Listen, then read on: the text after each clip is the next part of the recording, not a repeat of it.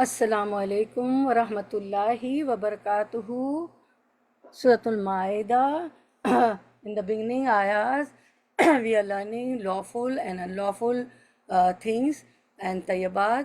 So we see the love and desire that the companions of Prophet ﷺ had for acquiring knowledge, whereas our condition is that when we don't know something, we don't bother checking or seeking knowledge. The matter of deciding what's haram, what is lawful, and what is unlawful, what's haram and halal, exclusively rests with Allah subhanahu wa ta'ala. The Prophet ﷺ didn't have the authority to make anything haram or halal. In ayah number 4, we learn the question was put to Prophet ﷺ, and Allah subhanahu wa ta'ala replied to it. Therefore, we cannot call anything a haram or halal, lawful or unlawful on our own. We have to look at the authentic evidence. We have to be very careful about passing judgments. If you disagree or have doubt, don't term something as haram without evidence. Whatever Allah subhanahu wa ta'ala has made for us is good for us. He created us. He knows our bodies. What He has made lawful is beneficial for us. Similarly, whatever He has prohibited, there is some logical hikmah, wisdom behind it. So let's start Suratul Maida from ayah number 4. Last time we did till ayah number 3. So let's see how much we'll cover. So we are starting Suratul Maida, and this is from Juz 7. Iza Sami'u. This was revealed in Medina. So, and the last ayah, number 3, we learned Allah says, prohibited to you are dead animals, blood, the flesh of swine, and that which has been dedicated to other than Allah, and those animals killed by strangling, or by a violent blow, or by a headlong fall, or by the goring of horns, and those from which a wild animal has eaten, except what you are able to slaughter before its death, and those which are sacrificed on stone altars. And prohibited is that you seek decision through the divining arrows, that is grave disobedience. This day those who disbelieve have despaired of defeating your religion, so fear them not, but fear me. This day I have perfected for you your religion, and completed my favor upon you, and have approved for you Islam as religion. Al-yawma akmaltu lakum deenakum wa atmamtu alaykum ni'mati wa raditu lakum al-islama deena. But whoever is forced by severe hunger with no inclination to sin, then indeed Allah is forgiving and merciful. So we'll start inshallah from ayah number 4. Rabbi shrah li sadri wa yassir li amri wahlul uqdatam min lisani yafqahu qawli. Rabbi zidna ilma. Allahumma faqihna fid din. Allahumma anfa'na bima 'allamtana wa 'allimna ma yanfa'una wa zidna ilma. Ameen ya rabbal alameen. So we're starting from ayah number 4, word to word translation first. Bismillahir Rahmanir Rahim. Yes alunaka. Yes, aluna, they ask ka you. Ka here means Prophet Sallallahu, right? You means, so Prophet Sallallahu, they ask you, ma the what, uhilla, it was made halal, lawful, lahum, love for whom, them. Kul, you say, uhilla, it was made halal, lawful, lakum, for you all, at-tayyibatu, things, the things pure, good, Vama, wa, and ma, what, allam tum, allam, you all taught, allam, taught, train, tum, you, allam tum, you all taught, train, min, from, al jawarihi, the animals used for hunting. So al jawari means the animals used for hunting. Mukallibina, one who train animals as hounds to hunt. Tuallimunahunna, you all teach them, is from ilm root, what is ain lam mim, mimma, from whatever allamakum, allama taught kum you all, allamakum he taught you all, Allahu Allah, fakulu fa so kulu you all eat, fakulu so you all eat, mimma from what, it was min from and ma what, so now it is mim mushaddad, so mim has a mushaddad, so the noon is sakit, so mimma from what, sakana they hold, they held unto, caught, alaykum Allah upon kum you, alaykum upon for you all, waskuru were and iskuru you all mention, recall, remember, ismallahi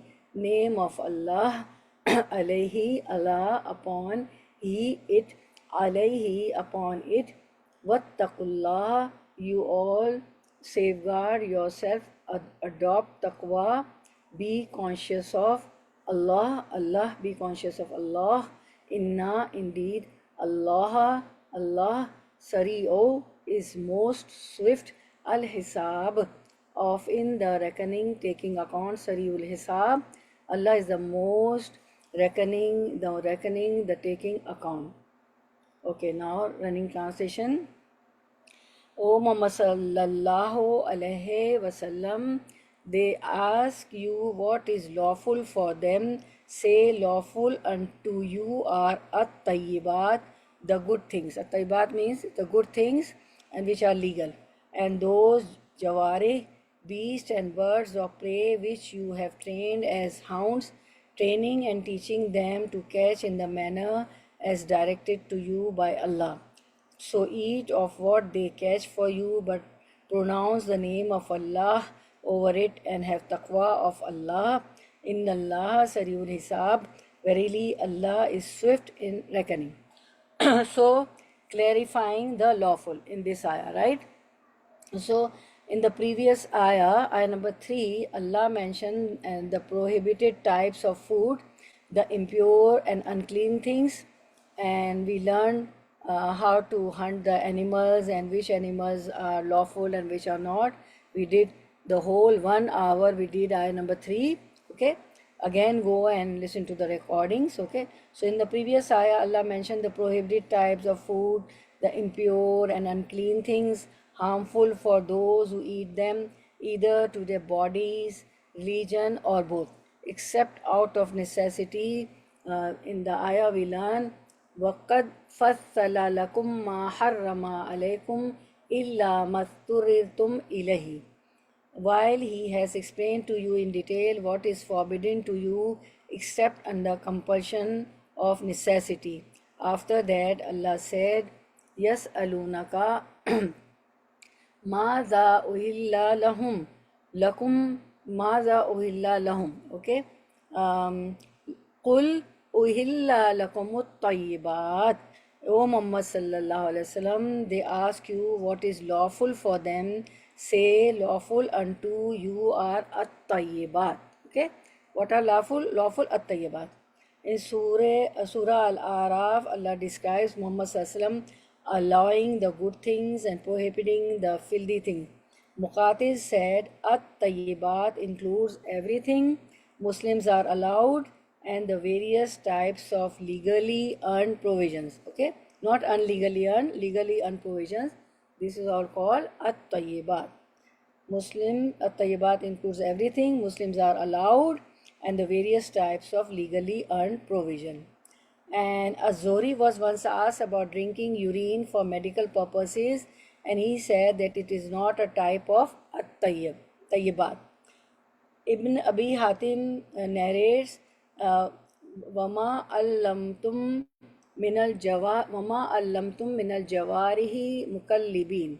He says, and those jaware means al-jawarihi means beast and birds of prey, which you have trained as hounds. Everybody knows that when the hunters go, they have the trained animals, beast and birds, right, which hunt for them, and they train those beasts and birds, right? So they are called al-jawarihi. that is lawful for you are the animals slaughtered in Allah's name and the good things for sustenance. The game you catch with the jaware are also lawful for you. So again I'll repeat, al-jaware means beasts and birds of prey which you have trained as hounds. So the hunters train the beasts and birds who hunt for them, right? Hunt other animals for them. So this is lawful for you are the animals slaughtered in the names in Allah's name and the good things for sustenance. Everybody knows we as a Muslim are allowed to, when we sacrifice the animal, what we say, we have to take a sharp knife and we have to, when you slaughter the animal, what you say, Bismillahi Allahu Akbar, right? Take the name of Allah. The game you catch with the jaware are also lawful for you. This refers to the trained dogs and falcons. So who are al-jaware? Which you train them? They are dogs and falcons, as is the opinion of the majority of the companions, their followers and the imams. And we see Ali bin Abi Talha reported that Ibn Abbas radiallahu anhu said, "Wama allamtum min al-jawarihi mukallibina," and those jawari, beasts and birds of prey which you have trained as hounds. Okay, what it refers to? Wama allamtum min al-jawarihi al-mukallibin refers to trained hunting dogs, falcons, and all types of birds and beasts that are trained to hunt, including dogs, wildcats, falcons, and so forth. So, which animals hunters train? Birds, beasts, okay, dogs, wildcats, falcons, which hunt for them, right?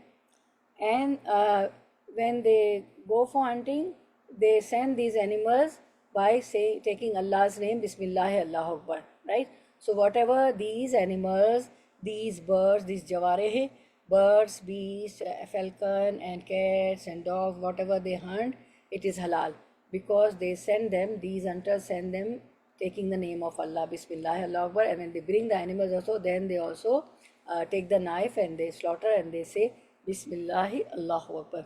And there's a dua also, sometime I'll show you on the screen. Okay, Ibn Jarir recorded that Ibn Umar said, "You are permitted the animal that the trained birds such as falcons hunt for you if you catch it before it eats from it. Otherwise, do not eat from it." So what we learn from here, I'll repeat again, you are permitted the animal that the trained birds such as falcons hunt for you if you catch it before it eats from it, otherwise do not eat from it. Now these birds, falcons, the hunters send for hunting and they catch the animal and if they haven't eaten it, then we can eat it, okay? But if these animals eat the animal they hunt for us, we are not going to eat that, okay? This is recorded by Ibn Umar. Ibn Umar is the son of Umar radiallahu anhu, right? So the majority of the scholars say that hunting with trained birds is just like hunting with trained dogs because birds of prey catch the game with their claws just like dogs. Therefore, there is no difference between the two. So the bird also the hunters send to hunt, that is also the same as the dog, hunt. So Ibn Jarir recorded Adi bin Hatim said that he asked Prophet ﷺ about the game that the falcon hunts, and Prophet ﷺ said, that eat what it catches for you. Narrated Adi bin Hatim, I said, "O Messenger of Allah ﷺ, we send our trained dogs to catch game for us." Prophet ﷺ said, "Eat what it catches for you." I said, "O Prophet ﷺ, and if they kill it?" He said, "Even if they kill it, as long as they are not accompanied by some other dogs besides them."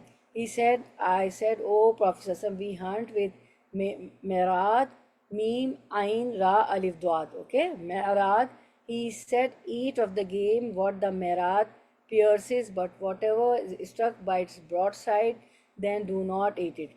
So Mehrad is also a tool to hunt the animal. So Prophet said that if the mehrad pierces and whatever is struck by its broadside, then do not eat it. But if it is, the animal is struck by the edge, then eat it. Okay? Okay. So the carnivores that are trained to catch game are called jawarih, right? I told you, I explained you, right? Al jawarih. In Arabic, a word that is derived from jar, jim, raha, meaning what one earns. The Arab would say so and so has jaraha, something good for his family, meaning he has earned something good. The Arabs would say so and so does not have a jari for him, meaning a caretaker. Allah also said, وَيَعْلَمُ مَا جَرَحْتُمْ بِالنَّهَارِ. Okay, what Allah says? وَيَعْلَمُ مَا جَرَحْتُمْ بِالنَّهَارِ. And He knows what you have done during the day, meaning the good or evil you have earned or committed. Allah's statement, mukallibin. Now we see what does mukallibin means, right? وَمَا أَلَّمْتُم مِّنَ الْجَوَارِحِ مُقَلِّبِينَ. Mukallibina. So mukallibin, trained as hounds. Those jaware that have been trained to hunt as hounds with their claws or talons. Therefore, if the game is killed by the weight of its blow, not with its claw, then we are not allowed to eat from the game, right? So when it hunt with the claws, then we are going to eat. Okay. Allah said, what Allah says further, tu'allimunahunna mimma allamakumullah, training them in the manner as directed by you by Allah. As when the beast is sent, it goes after the game, and when it catches it, it keeps it until its owner arrives and does not catch it to eat itself. Subhanallah, mashallah. See the animal which the mukallibin, the trainer, the hunter, they train, right? What they do, they goes after the game, after the animal, they catches it, and they keep it until its owner arrives and does not catch it to eat itself, right? Subhanallah. So tu'allimunahunna mimma allamakumullah, training them in the manner as directed to you by Allah, indicates that Allah subhanahu wa ta'ala, who gives the aql to man to teach a beast which can, Allah gives the aql, the intellect to man to teach a beast which can hunt food for him. It is great favor of Allah. The beast is trained to go after another animal, catch it and hold it till the master arrives. The beast doesn't start satisfying his own hunger from the animal caught. Even the animal has been caught by another beast, Allah subhanahu wa ta'ala puts a condition to make it halal for us. He says, now what Allah says about that? فَكُلُوا مِمَّا أَمْسَكْنَا عَلَيْكُمْ وَاذْكُرُوا اسْمَ اللَّهِ عَلَيْهِ. Very important, very interesting. So eat of what they catch for you, but pronounce the name of Allah over it. What is that? وَاذْكُرُوا اسْمَ اللَّهِ عَلَيْهِ. So eat of what they catch for you, but pronounce the name of Allah over it. When the beast is trained and it catches the game for its owner, who mentioned Allah's name, when he sent the beast after the game, then this game is allowed according to the consensus of scholars, even if it was killed. There are hadiths in the Sunnah that support this statement. The hadith has been recorded in Sahih Bukhari and Sahih Muslim that Adi bin Hatim said, I said, O Prophet Sallallahu, I sent hunting dogs, and mentions Allah's name, meaning saying Bismillah, Allahu Akbar. So Prophet Sallallahu replied, if with mentioning Allah's name you let loose your tame dog after a game and it catches it, you may eat what it catches. I said, even if it kills the game, Prophet Sallallahu replied, what he replies, even if it kills the game, unless another dog joins the hunt for you, Unless the other dog joins the hunt, for you mention Allah's name when sending your dog, but not the other dog. I said I also use the Merad, Meme, Ain, Ra, Alif, Dot, right? Because in English it is written M, I, comma, R-A-D. So it is Meme, Ain, Ra, Alif, Dot, the Arabic word. I said also use the Mirad and catch game with it. He replied, if the game is hit by its sharp edge, eat it. But if it is hit by its broad side, you are using Mirad. And if the game is hit by the sharp edge of the Mirad, eat it. But if it is hit by the broad side, do not eat it, for it has been beaten or dead, right? So it should be hunt by the edge, okay? And if you send your hunting dog, then mention Allah's name, and whatever it catches for you and you find alive, slaughter it. If you catch the game dead and the dog did not eat from it, then eat from it, for the dog has caused its slaughter to be fulfilled. In yet another narration of the two Sahihs, Sahih Bukhari, Sahih Muslim, Prophet said, if the dog eats from the game, do not eat from it, for I fear that it has caught it as prey for itself. Why not to eat if the dog eats from the game? Why not to eat? Because Prophet said, I fear that the dog has caught it for himself, for itself and not for you, so don't eat that. Okay. Then Allah further says, the ayah, Fakulu mimma amsakna alaykum waskurusmallahi alayhi. Allah mention Allah's name upon sending the predators to catch the game. Okay. If the wattaqullah innallah sariul hisab. So eat of what they catch for you, but pronounce the name of Allah over it. Waskurusmallahi alayhi, meaning upon sending it, what to do? Pronounce the name of Allah. Waskurusmallahi alayhi, Bismillahi, Allah Akbar. Prophet said to Adi bin Hatim, when you send your trained dog and mention Allah's name, eat from what it catches for you. Okay? Because you have said Allah's name, right? Okay. It is recorded in both the hadiths. Okay? So, wattaqullah innallaha sariul hisab, and have taqwa of Allah. Verily, Allah is swift in reckoning. This indicates that we should not take the matters of halal and haram casually, but fear Allah as much as we can. Okay? We should fear Allah. Okay, now the lesson learned from this ayah, what we learn, see what we learn from this ayah. Lessons from Surah Al-Ma'idah, ayah 4. So, if I see whether we have left some hadith or not. Okay, one more thing, yeah. Prophet said, if you send your hunting dog, mention Allah's name over it. If you shoot an arrow, mention Allah's name over it. Ali bin Abi Talha reported that Ibn Abbas commented Waskurusmallahi alayhi, but pronounce the name of Allah over it. When you send a beast of prey, say in the name of Allah.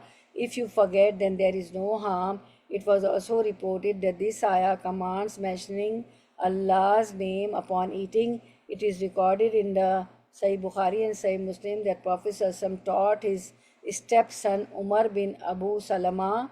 Umar bin Abu Salama was the son of Salama.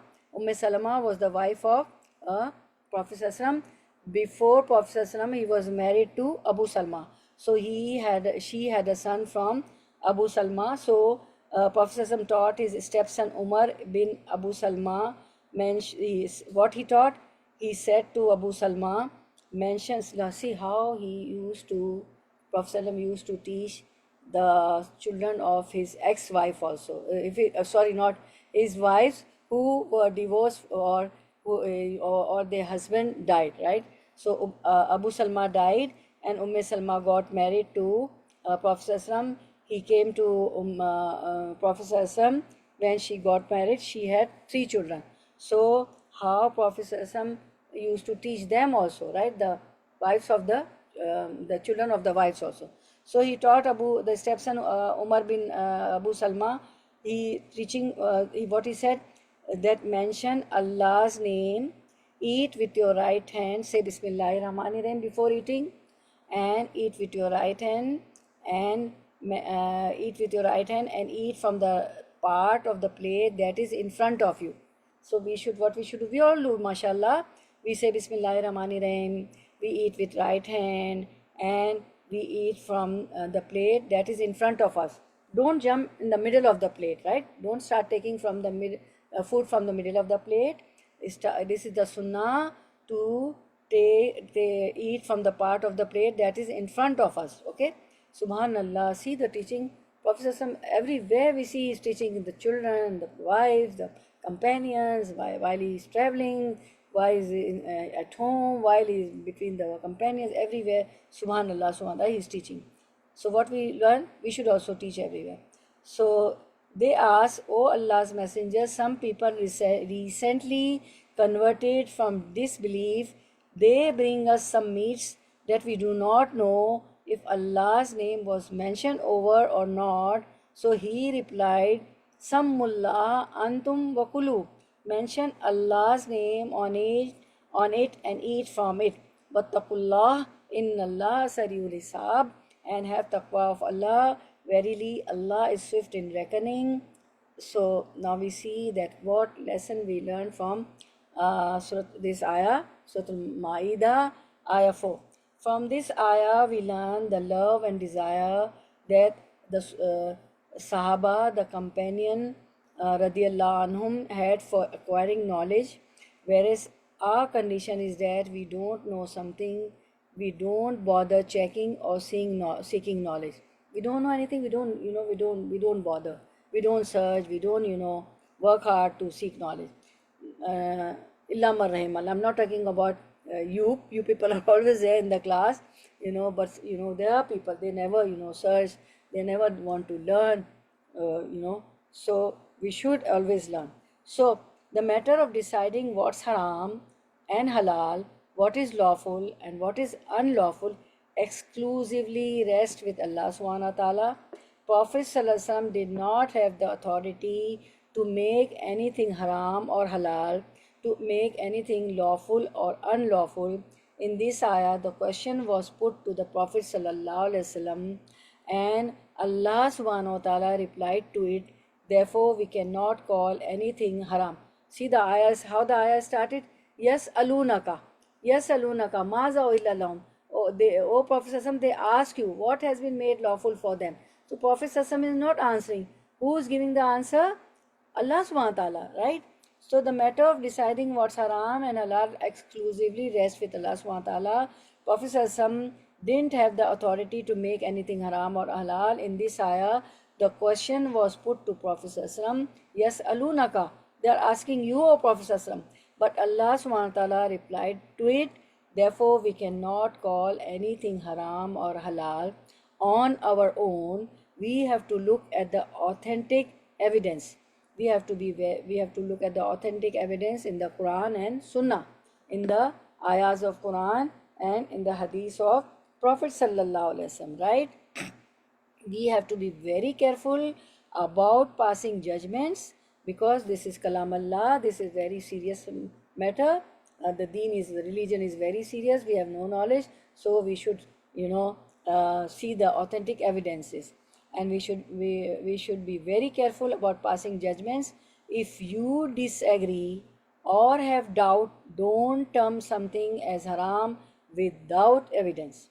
Whatever Allah subhanahu wa ta'ala has made for us is good for us. He has created us. He knows our bodies. What He has made lawful is beneficial for us. Similarly, what He has prohibited, there is some logic, hikmah, wisdom behind it. An animal caught by hunting animal is halal, provided the animal caught is halal in itself. The condition which make this halal are, so I'll show you the conditions on the screen. You can take the screenshot, okay, and you can after the class, every time when you want, after the class or whenever you want, what is legal and what are the conditions, you can always, read to it, ponder on it, and you can pass it to other people also. You can teach to other people also. So the animal must be trained and disciplined to hunt, right? An animal caught by hunting animal is halal provided the animal caught is halal itself. The conditions which make this halal are: number one, the animal must be trained and disciplined to hunt. Number two, you must have said Bismillah, Bismillahi Allahu Akbar before sending the animal to hunt. If you forgot to say Bismillah, the animal becomes haram, even if it's a halal animal otherwise. The animal must not eat from the prey. If it eats, this means the hunting animal was hungry. It also means that it was not trained to hunt, as we learn from the hadith of Rasulullah sallallahu alaihi wasallam. This portrays the kindness and mercy Islam has even for animals. Number four, the hunting animal must have wounded the animal either with its claws or its teeth. It is slams the animal against something and the prey dies. This becomes haram because this comes under mawquzatu. You have read the word, you have read about, all right? Mawquzatu we did in ayah number 3 in great detail, right? So this comes under the mawquzatu. And what is mawquzatu? Animal killed by a violent blow. For example, the animal catches the prey with its teeth and hits it on a rock and the prey dies. Or the hunting animal is catching the prey and there is water nearby, a lake or a river. The prey jumps in the water and dies. This become unlawful. Okay. So number 5. Now what is number 5? Whatever tool is used for hunting the animal must tear through its skin so that the blood flows out, whether it's an arrow, a knife, or a bullet. Similarly, a hunting animal's claws and teeth leave a mark or tear through the prey's skin. Number 6. If another animal joins the hunting animal and grabs the prey, the food becomes unlawful because now a doubt has risen. We don't know who caught the prey first, your animal or the other animal who joined your animal. And since we only said, by animal I means the animal you sent to hunt, right? And since we only said Bismillah for our trained dog, we don't know if the animal was sent by another person who said Bismillah or not, which is why it is haram. We don't know whether that animal came to on its own. Due to doubt, we will have to give up this food. I hope it is clear. Number 7, if when you reach near the prey and find it still alive, you have to slaughter it. If, however, the prey has died, you have to look for a tear mark on its skin. So we learn the virtue of acquiring ilm.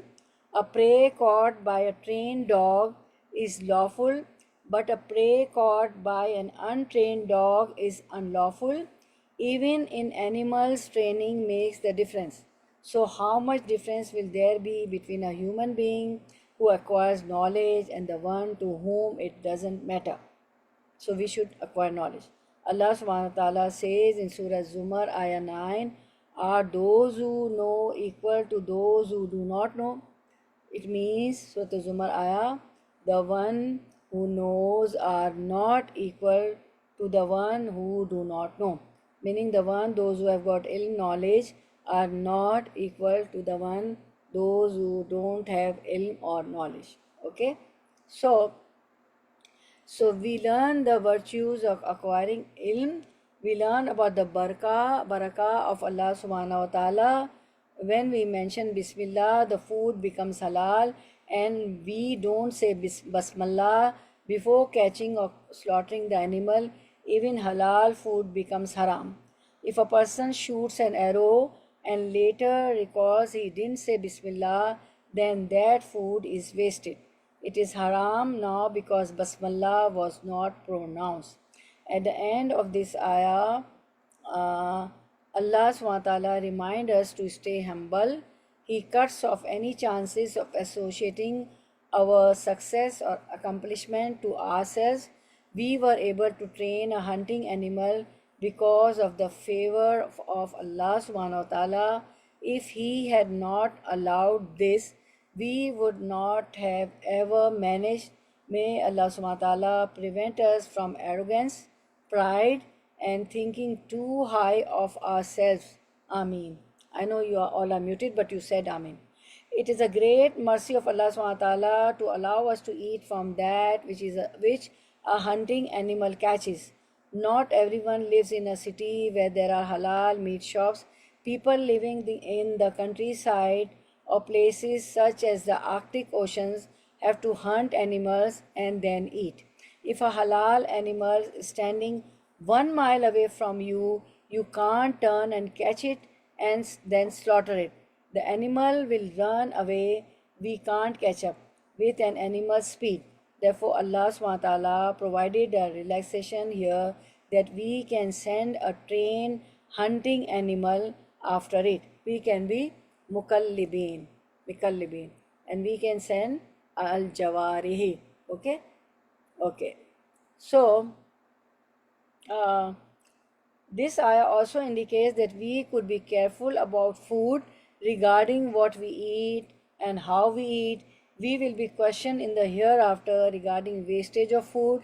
Similarly, some people hunt only for sports, so we shouldn't, hunt for sports and wasting the animals. We shouldn't, hunt for sports, fun, or entertainment, and not for food. We should hunt for food, not for sports, for entertainment. They then leave the poor animal in the open land to rot and become poisonous for others if they hunt for sports and entertainments. Okay, we are also forbidden from treating an animal harshly. We will be accountable in the hereafter. Exercise caution as much as you can. I would repeat again, this ayah also indicates that we should be careful about food regarding what we eat and how we eat. We will be questioned in the hereafter regarding wastage of food. Similarly, some people hunt only for sports, fun, or entertainment and not for food. They then leave the poor animal in the open land to rot and become poisonous for others because they hunt it for sports and entertainment. We are also forbidden from treating an animal harshly. We will be accountable in the hereafter. So exercise caution as much as you can. Subhanallah, what is the training Allah has taught us? Subhanallah. So these are the points. The conditions which make the halal are these are the 7 points. Number one, the one portion is I cropped it 4 points, then another points, so total 7 points. So you can take the screenshot and all 7 together. If you want on one page, you can take this and crop it. Okay, okay. So let's start another ayah. I think we will be able to do another one ayah only because time will be up, I think. Okay, let's see how much we can do. Bismillahirrahmanirrahim. Okay, so now we'll do word to word translation first. Ayah number 5. وَطَعَامُ and ta'amu food allazina of those who utu they were given. Very interesting ayah, mashallah, subhanallah. Nobody can teach us, only Allah. Allah is teaching us all this, right? This is a treasure. Quran is a treasure. Abu Huraira radiallahu anhu used to call it a treasure. Of course it's a treasure, the way of life. وَطَعَامُ and ta'amu food allazina of those who utu they were given.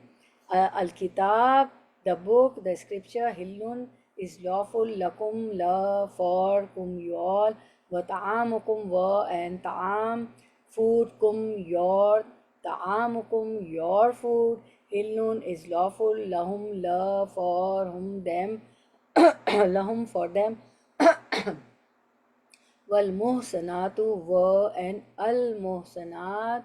When al comes, it means the proper noun. Proper noun, those who women are chaste, free, protected, fortified. So many meanings of al-muhsanat, mashallah. Min, from, al-mu'minat, those who believe, women were, and Al-Muhsanatu, those who women are chaste, free, protected by family, fortified.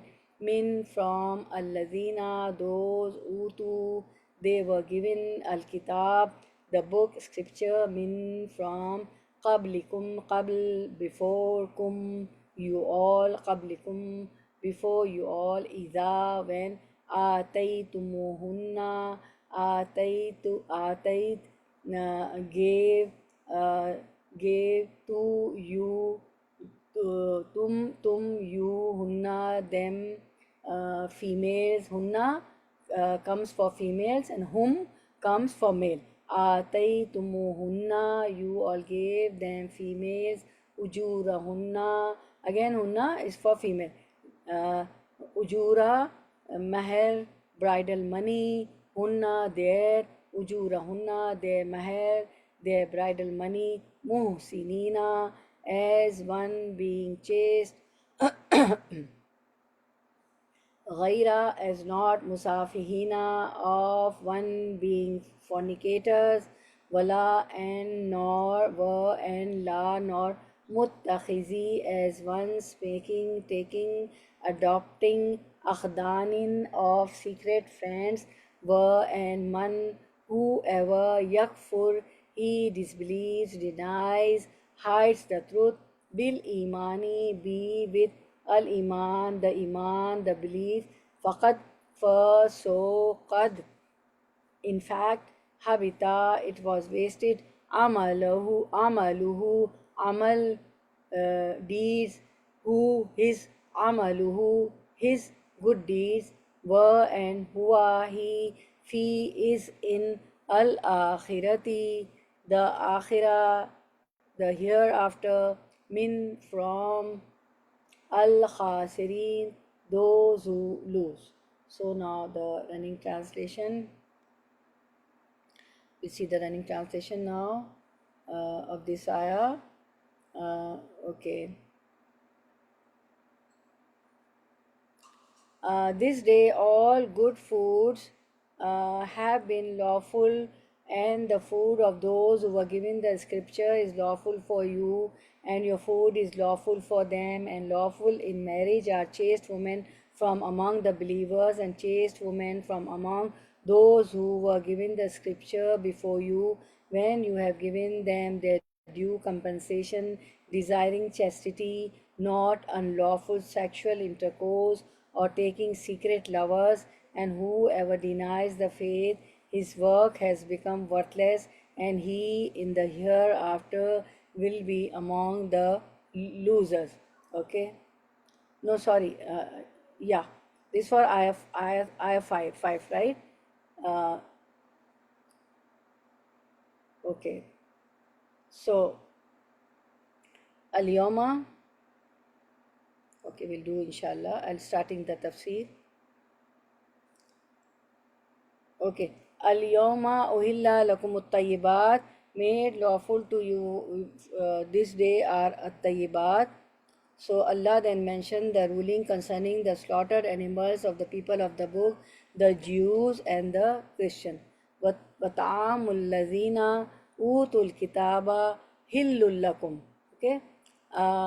The food of the people of the scripture is lawful to you. Ibn Abbas and other commentators said, meaning their slaughtered animals of the Jews are lawful to you. The ruling that the slaughtered animals of the people of the book are permissible for Muslim is agreed on by the scholars. Before, the people of the book believed that slaughtering for other than Allah is prohibited. They mention Allah's name upon slaughtering the animals, even though they have deviant beliefs about Allah that do not befit His Majesty.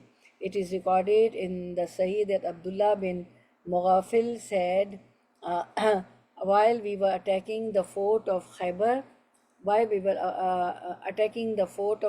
a person threw a leather bag containing fat, and I ran to take it and said, I will not give anyone anything from this container today.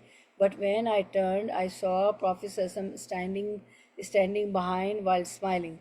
The scholars rely on this hadith as evidence that we are allowed to eat what we need of foods from the booty before it is divided.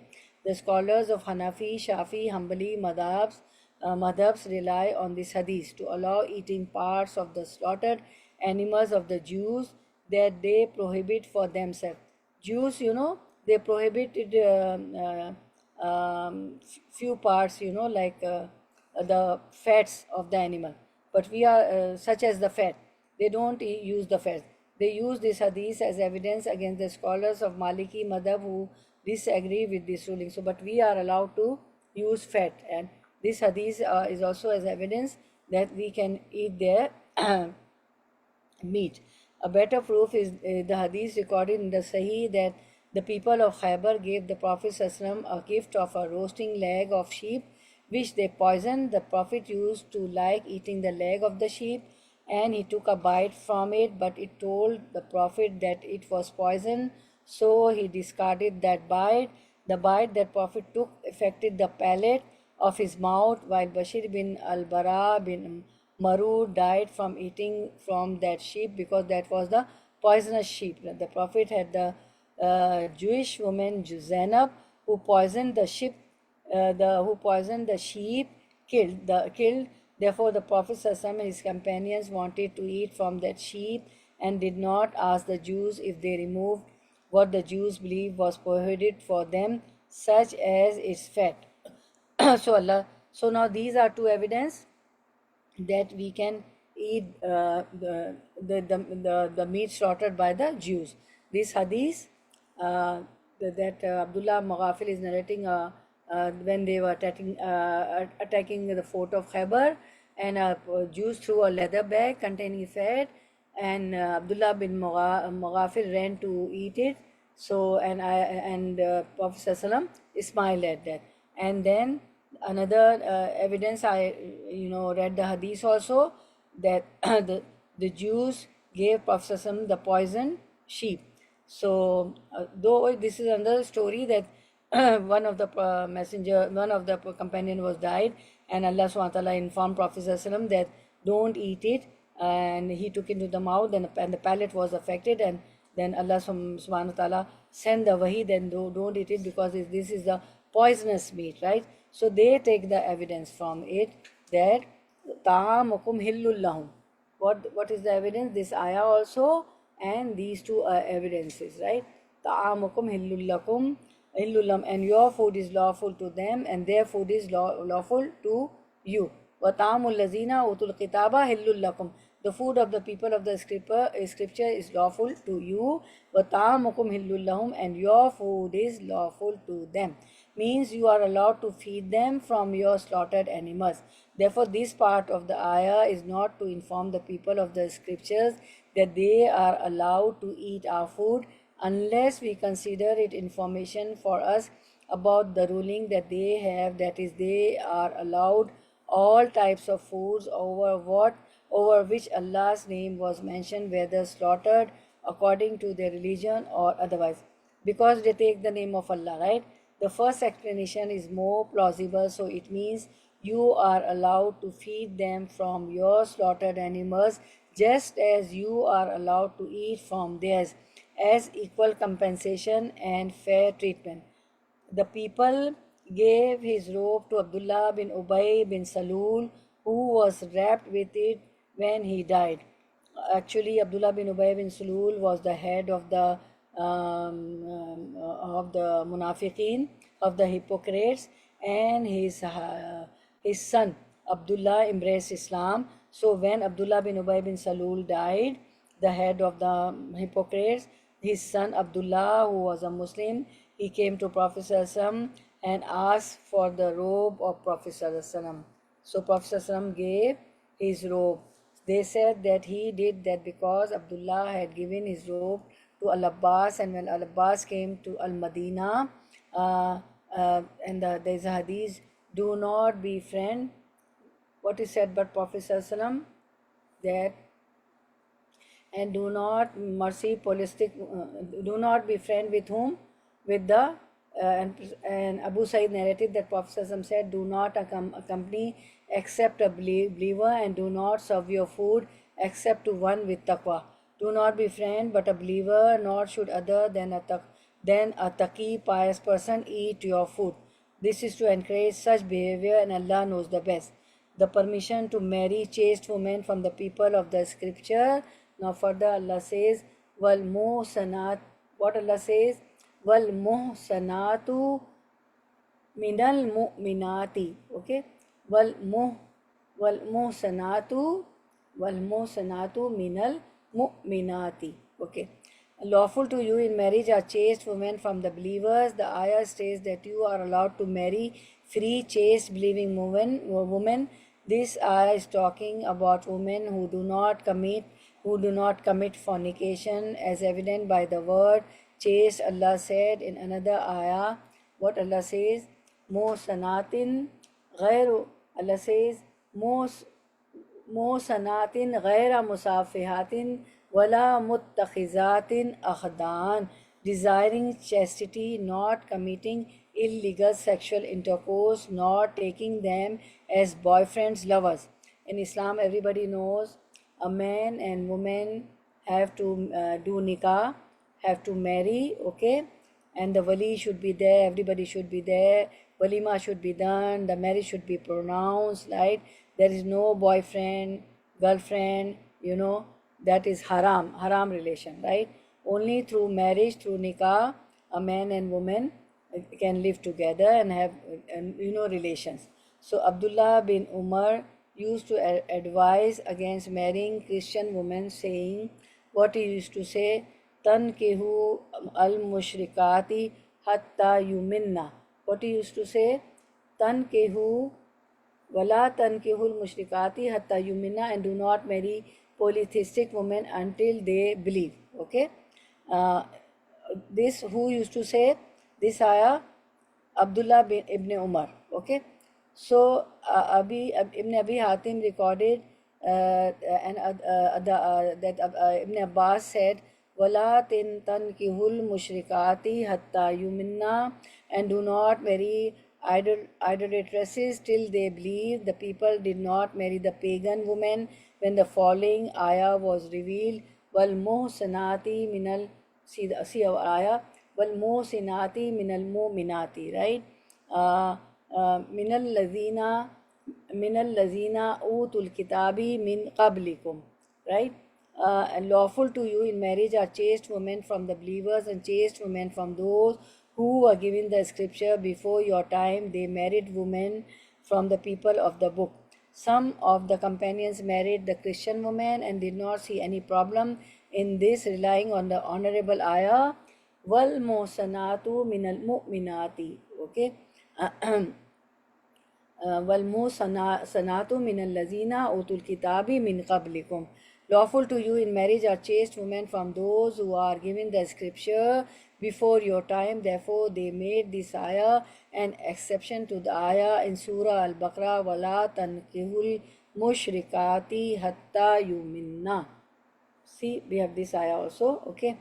And do not marry the idolatresses till they believe, considering the later ayah to include the people of the book in its general meaning. Otherwise, there is no contradiction here, since the people of the book were mentioned alone when mentioning the rest of the idolaters. Allah said, what Allah says, Lam yakunil ladhina kafaru min ahlil kitabi wal mushrikina munfakina hatta tahtiyahumul bayyinah. Those who disbelieve from among the people of the scripture and the idolaters were not going to leave their disbelief until there came to them clear evidence. Okay, chapter 98, ayah 1. Then another ayah, chapter 3, ayah 20. وَقُلْ لِلَّذِينَ أُوتُوا الْكِتَابَ وَالْأُمِّيِّينَ أَأَسْلَمْتُمْ فَإِنْ أَسْلَمُوا فَقَدْ اهْتَدُوا. And say to those who were given the scriptures and to those who are illiterate, do you also submit yourself? If they do, they are rightly guided. Okay? If they submit, if they become Muslim, then only they are rightly guided. Then we continue our ayah. Iza ataytumuhunna ujurahunna, when you have given them their due. This refers to the meher at the time of marriage, which the groom gives to the bride. So just as these women are chaste and honorable, then give them their meher with a good heart. So here it's mentioned that Jabir ibn Abdullah and other commentators and Al-Basri said, when a man marries a woman and she commits illegal sexual intercourse before the marriage is consummated, the marriage is annulled. In this case, she gives back the meher that he paid her. Allah said, Muhsinina, Muhsinina, غير مسافهين ولا متخذي أخدان.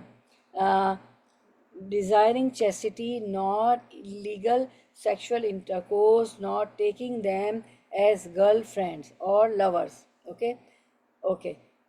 And just as a woman must be chaste and avoid illegal sexual activity, such is the case with men who must also be chaste and honorable. Therefore, Allah says, غَيْرَ مُسَافِهِينَ.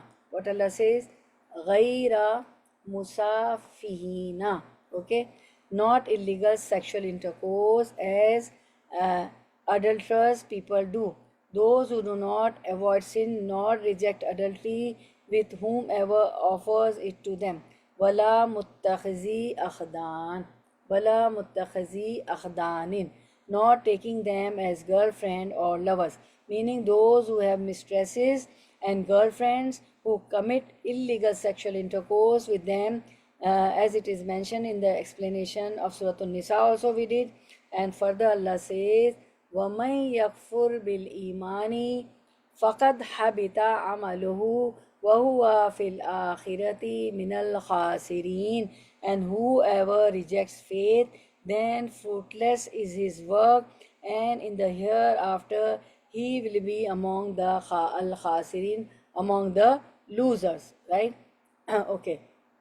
So what we learn from this ayah, ayah number 5, Surah Al-Ma'idah, the lessons from this Surah Al-Ma'idah, we learn the matter of making something halal and haram exclusively belongs to Allah subhanahu wa ta'ala.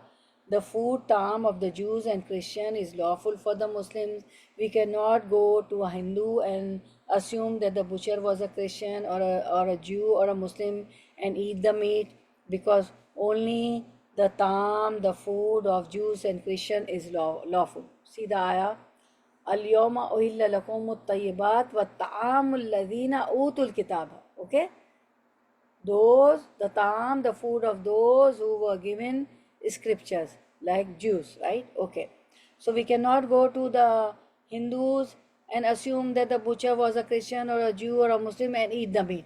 The food will be unlawful if it has been slaughtered by an atheist, Buddhist, a Hindu or whoever. Only the food of the Yahud and Nasara is permissible when provided that the food in itself meets the condition of halal food, that is, we cannot eat pork or drink wine stating it was served by the people of the book. No, not. There is no harm in offering our food to the people of the book. There is no harm for Muslim men to marry chaste women from the people of the book. Sisters should remember that this permission is only for the man and not for the women of Islam, because a man is the head or leader of the family. When marrying the woman from people of the book, some conditions will apply as in a regular Muslim marriage. This means that the woman will be paid mahar. The mahar is the amount which the groom gives to the bride at the time of marriage. So this means that the woman will be paid mahar and the nikah will be publicized. She will be given respect in Islam and not treated as a girlfriend for sexual pleasure without a nikah. The nikah will be publicized, okay, which is why we keep a feast, we do walima, we invite our relatives, right? That doesn't mean that we should be extravagant and spending lot on big halls and shadi, these wedding places, and spending lot on the food. It can be simple also, but it should be publicized. There could be two or three food, okay, and we can publicize, call the people, invite for the walima. A person who claims shouldn't be extravagant. Kulu wasrabu wala tasrafu. Eat, drink, and don't be extravagant. A person who claims to be a believer but opposes what Allah has termed halal and haram, his actions are not acceptable. Such a person is going to waste his good deeds. What we see, وَمَنْ يَكْفُرْ بِالْإِيمَانِ فَقَدْ حَبِطَ عَمَلُهُ وَهُوَ فِي الْآخِرَةِ مِنَ الْخَاسِرِينَ. And whoever denies the faith, his work has become worthless, and he in the hereafter will be among the al-khasirin, among the losers. Okay, so we will end here. Ayah number 6, has got tafsir is great, long tafsir, and there is an ayah for wudu and tayammum and the dua, which Sister Uzma has made it for us. So we'll continue next time because time is over. Barakallah fi ilmik wa malik rizqukum wa qatukum wa ahlukum wa malakum. May Allah increase you in your knowledge, in your time, in your risk provision, sustenance, in your family, everything. And may Allah accept your coming sitting. Ameen ya Rabbal Alameen. Dua of sincere intention. Allahumma wafiqna lima tuhibbu wa tarda. O Allah, make us suitable to do good deeds which you love. O Allah, make us suitable to do deeds which you love and which pleases you. Ameen. Rabbana taqabbal minna innaka anta samiul alim wa tub alayna innaka anta tawwabur rahim. Subhana rabbika rabbil izzati amma yasifun wa salamun alal mursalin walhamdulillahi rabbil alamin.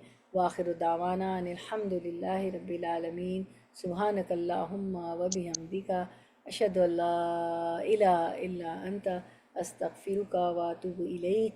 السلام عليكم ورحمة الله وبركاته. I would love to take your reflection. Vaya ki barakallah fi, Sister Omera. I read your message, mashallah. Vaya ki barak. So, okay, who will be the first to? Assalamu alaikum warahmatullahi